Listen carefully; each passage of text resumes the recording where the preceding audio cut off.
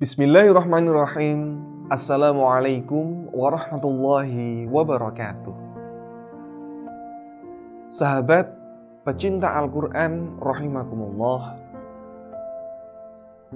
Pada saat perang Khandaq, yang mana saat itu tentara muslim membuat parit untuk mengalahkan kaum kafir Quraisy yang bersekutu dengan kaum Yahudi atau saat itu juga dikenal dengan Perang Ahzab. Turunlah ayat Al-Quran yang berbunyi, A'udzubillahi minasyaitonirrajim, Bismillahirrahmanirrahim.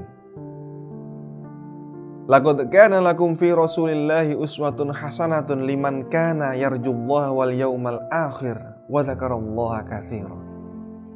Sungguh telah ada pada diri Rasulullah itu suri teladan yang baik bagimu, yaitu bagi orang yang mengharap rahmat Allah dan kedatangan hari akhir dan yang banyak mengingat Allah.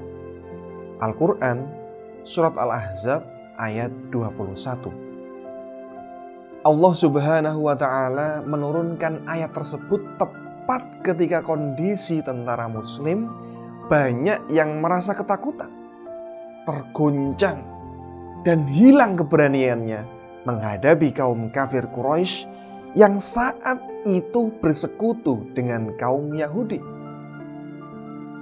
Bersatu mengumpulkan seluruh kekuatan untuk melawan umat muslim.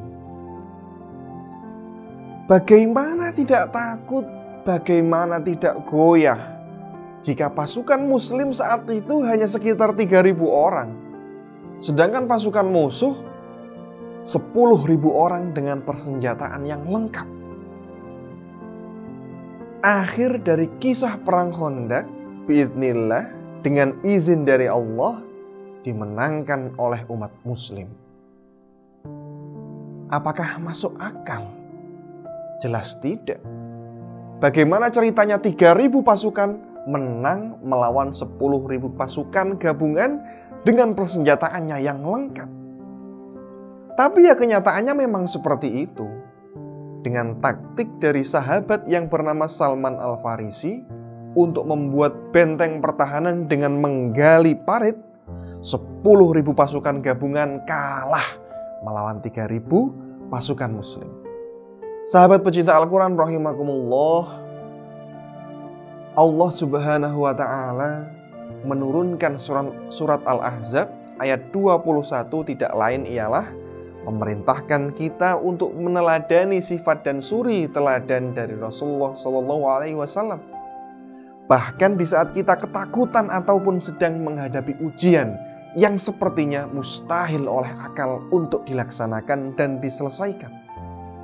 Lantas suri teladan yang mana dari Rasulullah SAW yang harus kita contoh? Yang pertama, Fatonah. Cerdas dalam mengambil keputusan dan paham dengan konsekuensi dari keputusan yang telah diambil. Yang kedua, amanah. Dapat dipercaya karena amanah sejatinya akan mendatangkan kebaikan di dalam kehidupan. Yang ketiga, sidik. Jujur dalam perkataan maupun dalam perbuatan. Yang keempat, tabligh, menyampaikan kebenaran maupun kebaikan kepada sesama kawan, keluarga, serta kerabat muslim kita. Yang kelima, tawadhu, merendah diri, bukan untuk melemahkan kita, melainkan menghindarkan diri kita dari rasa sombong, biang dari segala kehancuran. Yang keenam, sabar, menahan diri dari perbuatan yang belum tentu baik untuk diri kita. Menahan diri dari perbuatan yang berlebihan, menahan diri dari perbuatan yang menjerumuskan.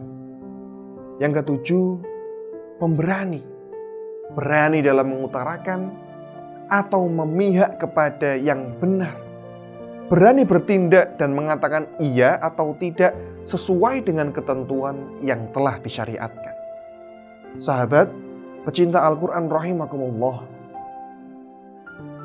sifat-sifat tersebut insya Allah akan kita dapatkan dengan seringnya kita membaca, mentadaburi, serta menjadikan Al-Quran sebagai pedoman hidup kita.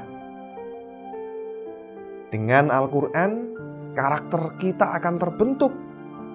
Dengan Al-Quran, hidup kita akan terarah. Dengan Al-Quran, hati kita akan semakin dekat dengan Allah Subhanahu wa Ta'ala.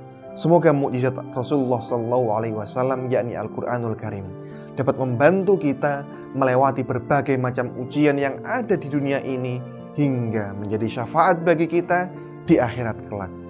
Wassalamualaikum warahmatullahi wabarakatuh.